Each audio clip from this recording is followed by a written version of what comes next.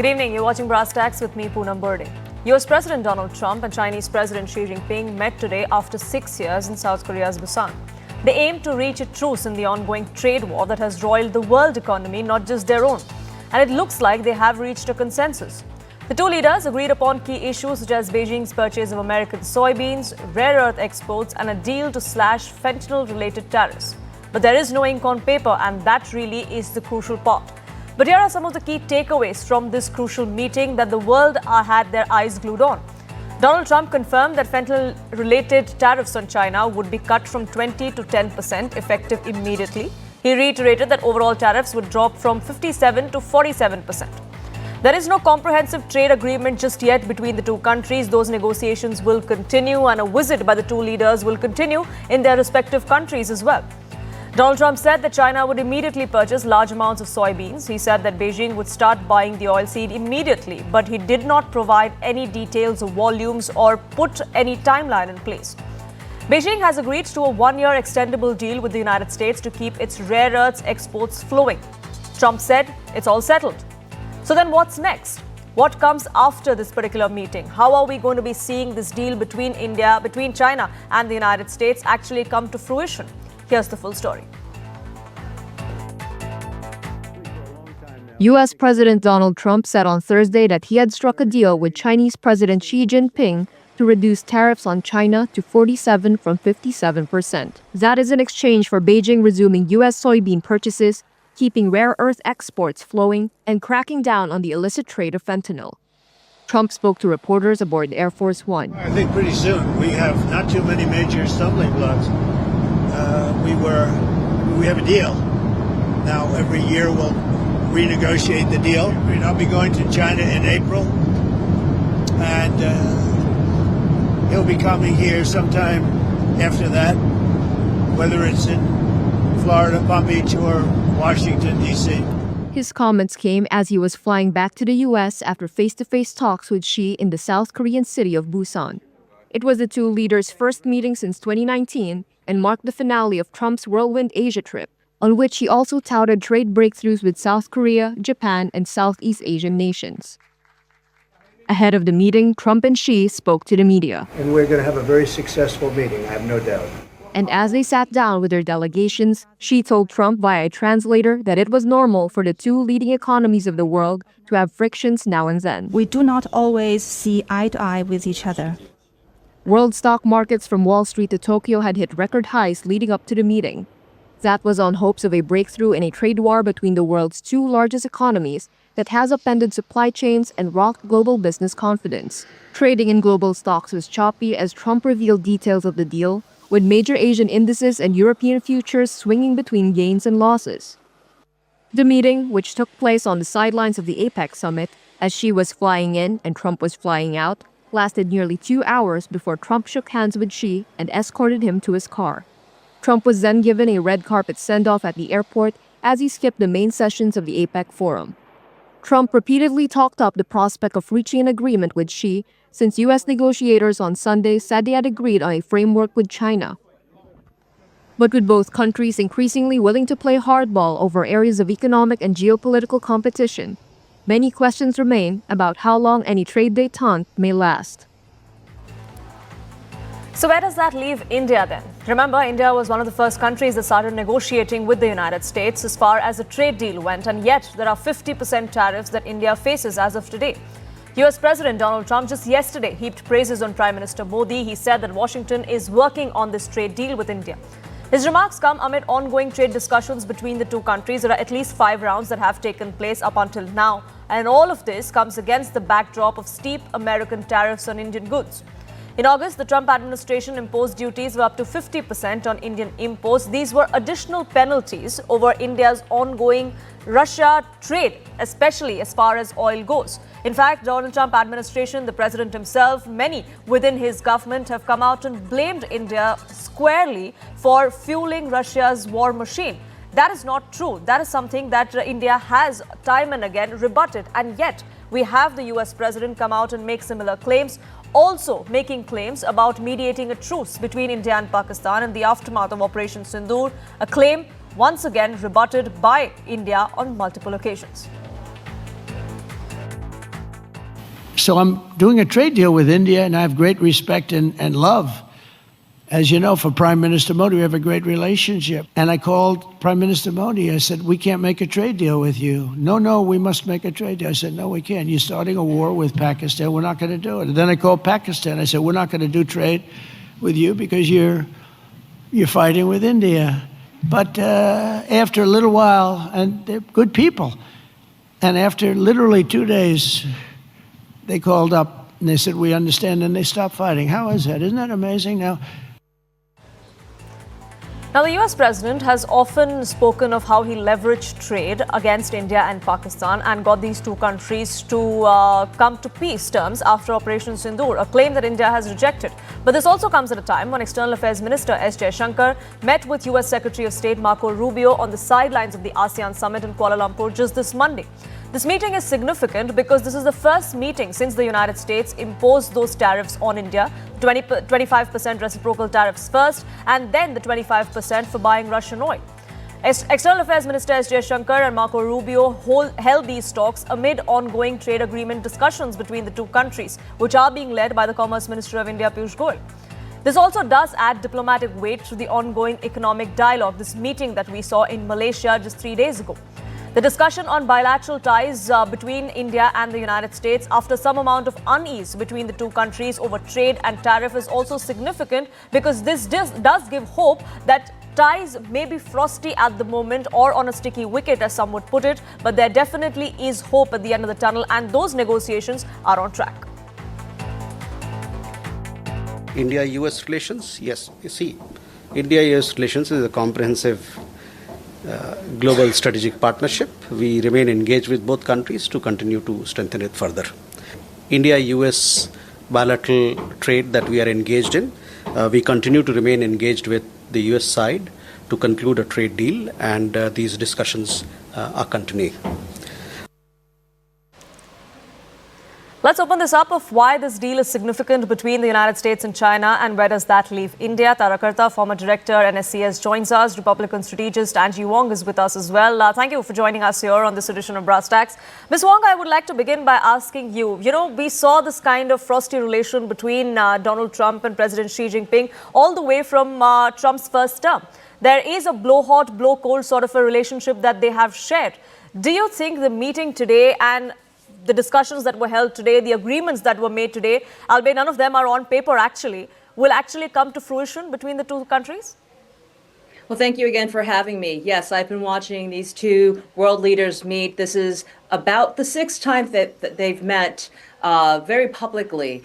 And President Trump has long said that he has a great relationship with Xi Jinping, and it shows that both men like each other. Now, today's reception was a little bit icy. You could see the body language was very stiff, but they both walked away winning, at least something to go back to the home media to say we made a deal with the U.S., at least a framework of a deal. So both men were able to leave after 1 hour and 40 minutes, and they had some sort of a deal. Hopefully we can get that on paper and get it moving along. But these are very short-term deals. These are anywhere from 6 months to 3 years, and of course, yearly review of everything. So it tells me that this is the very beginnings of a framework. The deal is still kind of on the rocks, but this was a centerpiece of Trump's Asia trip, was to meet Xi Jinping after a whole week of pleasantries by the PM of Japan and of South Korea. This was going to be the tough one. But you know what? Scott Bessent, he's been there all week, making sure that this was a highly choreographed trip, that we were going to come back, or rather President Trump was going to come back with some wins to report to the U.S. media. It's interesting that you say that this was to report to their own domestic base, so to say. Is that what really it is about? I mean, is this about optics more than anything else? Because many would suggest that that's where it is, because both countries have agreed that there are some differences. There is, yes, a thaw in the relationship, but it doesn't look like that's complete. Well, it was about getting our U.S. farmers to be able to sell soybeans to the Chinese. It was about getting the American energy sector on board. China has agreed to at least look into buying oil and gas from Alaska. Those are pretty big deals. And of course, President Trump's big one was fentanyl trafficking coming into the country, which is why he lowered the Chinese export rates from 20% to 30%, 20% to 10% if there was policing of fentanyl coming into this country. So is it for U.S. markets? Yes, of course it is, because, well, our stock market, as of, other stock markets, went up today because of these early negotiations. So I think all these things are good things. Now it's really left for Marco Rubio, Scott Bessent, and others to ink this deal, and hopefully they do it very soon. Tarakarsa, how do you look at this? Because, like I started out by saying that India was one of the first countries that got into negotiations with the United States over a trade deal to try and tide over this tariff threat that has been coming in from the Trump administration ever so often. And yet, we are the ones that still face 50% tariffs, the highest. I think that's been pretty much the case. I understand that India is being made an example of. That's what most people outside think, that the message to China is through India to say that this is how we can sort you out. But I think, as you said correctly, there has been a softening of the tone in recent days. There has been certain agreements. And Rubio and the Rubio-Jaishankar meeting, I would place a lot of importance on that. But having said all that, the fact that our Prime Minister did not attend the ASEAN meet in person shows that there is a great... This was after Scott, like she said, the Scott Bessent has made sure, choreographed, made sure that something is going to come back to his domestic audience. I think our Prime Minister was smart enough not to fall for that until the ink is dry on something that you've signed. But what I thought, like she says, any deal for a business house point of view, which is say 1 year or 2 years, is not something that's going to give confidence. So when you're talking of an economic point of view, it's not a done deal at all. If I were a businessman, I would look at it. You're not looking at short term. You're looking at a long term perspective. Number two is, as far as I understand, I think the Dow Jones index fell by 200 points. So there's no confidence from the market that something has taken place. But if, and most worrying for India is something slightly different. The fact that Trump delayed a $300 million weapons deal for Taiwan. So there seems to be an overall softening of position on China, which is good if there is peace overall. I mean, everybody wants a bit of peace around, right? But finally the readout from the Chinese, if you go through that, it's all about this, this talk of this G2, both of us, the US and China should, be partners. But it's very, very facile. It's very, it's all talk. It's all a lot of very good language being used, and nothing from the US side, because obviously there's a shutdown there. But this is not going to, it's not a G2 deal in any way close. This is not going to happen so quickly. So let's see what happens in April.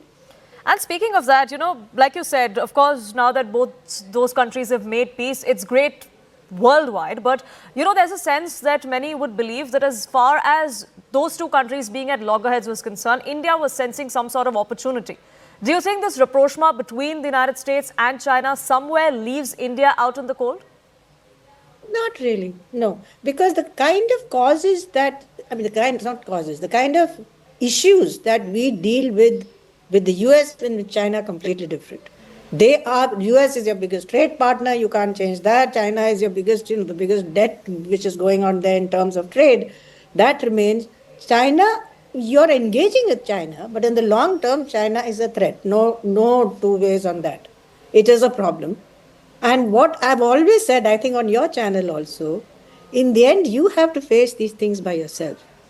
When you want to defend your country, you can't depend on someone else. But having said that, I don't see the US just walking away from a possible China-India squabble. I don't think that's going to happen, because underneath and through, despite all the theatrics of tariffs, etc., there is a solid amount of dialogue going on between the two on various levels. That is true. But speaking of this meeting between Donald Trump and Xi Jinping, and I request both of you to stay on with us because one of the biggest highlights of this meeting was this extension, or at least a one-year temporary extension that the United States has as far as rare earth minerals go, because that had sent the United States and the world economy, supply chains across the world in a complete tizzy. So why is this really important, this deal that has been sealed by these two leaders? What is exactly US's gain from this, and how did China actually leverage the importance of rare earth minerals and their stronghold on it? I dig a little deeper and we'll open that up to our guests in just a bit.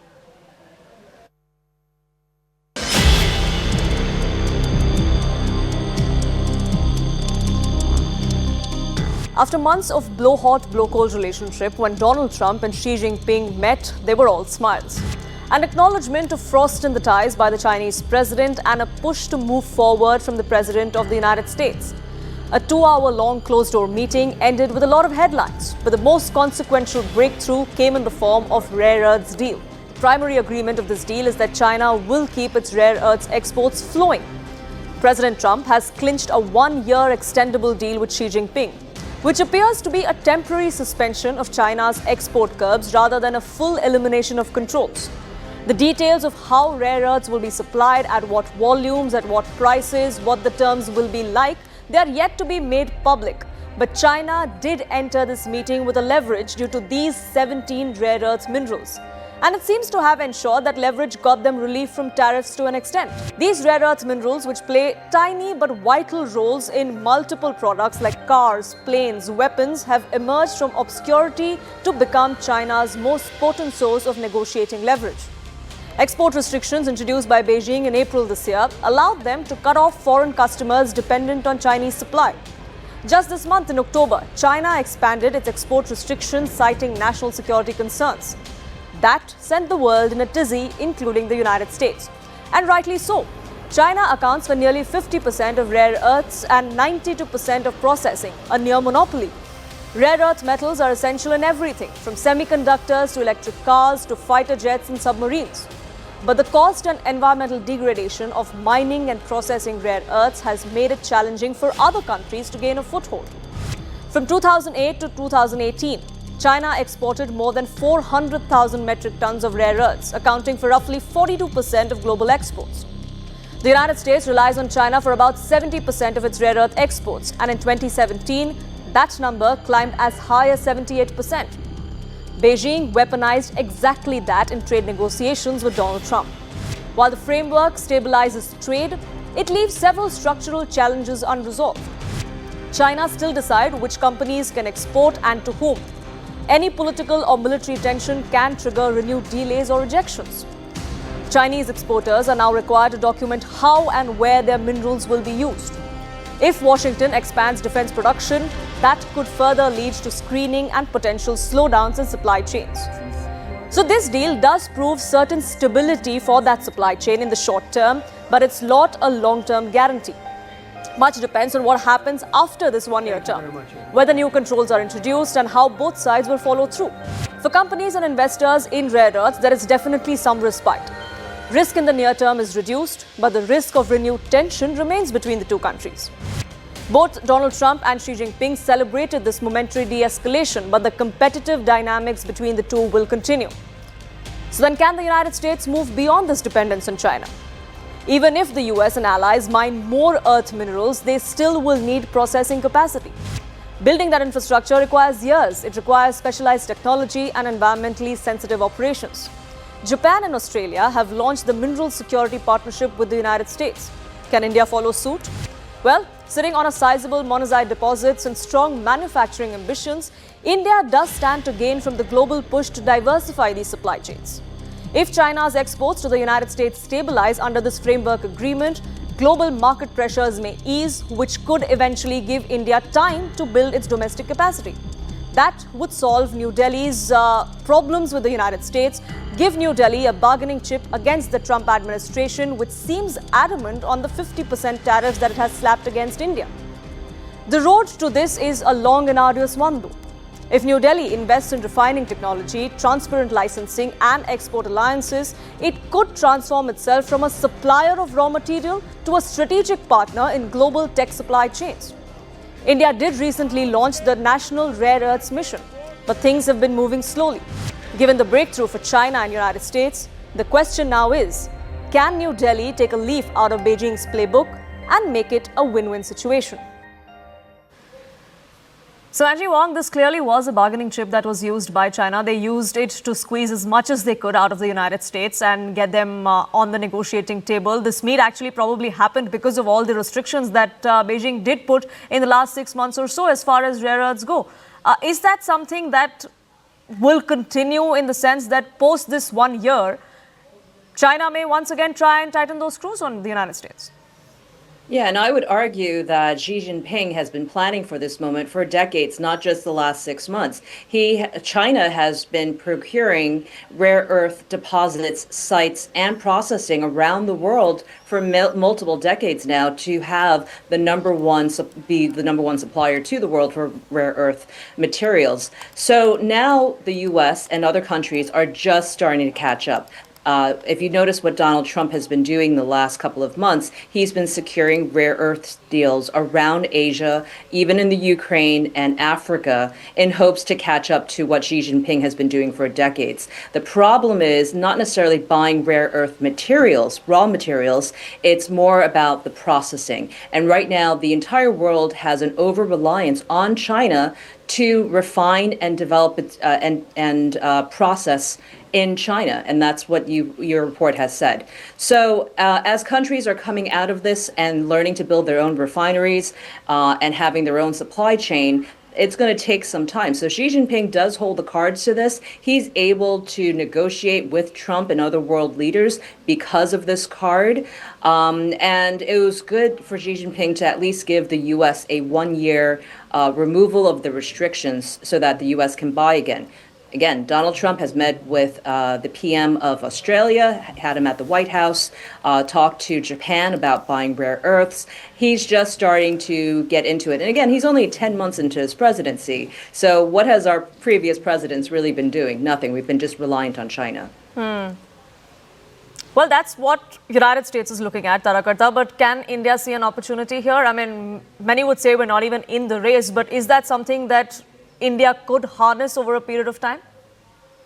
I think India is in the play. So President Trump, one thing you'll notice about him is he loves to take care of his allies. And right now, because of the SEO summit But just to play the devil's advocate, Angie Wong, many would say it doesn't really look like Donald Trump is treating India or Prime Minister Modi as an ally, and that's really problematic as well. But Tarakarta, the question was for you. Can India maybe not leverage it at the moment, but a few years down the line try and do that as well?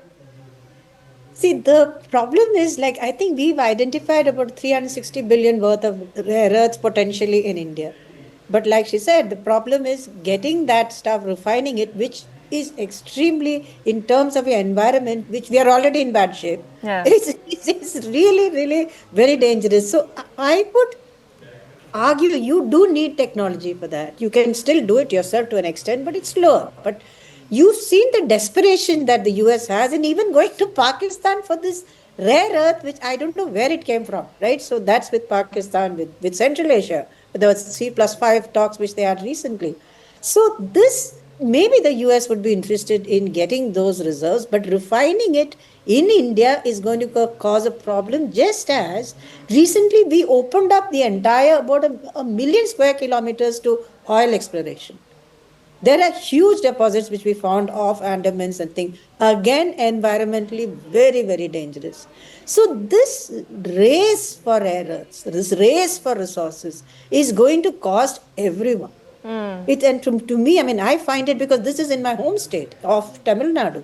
There's India in multiple ways. So one would wish that you could put this aside, but I think, as she said, this rare earth issue is not going anywhere. We'll have to deal with it, in probably with other partners. I don't see why we shouldn't take on, for example, Russian help.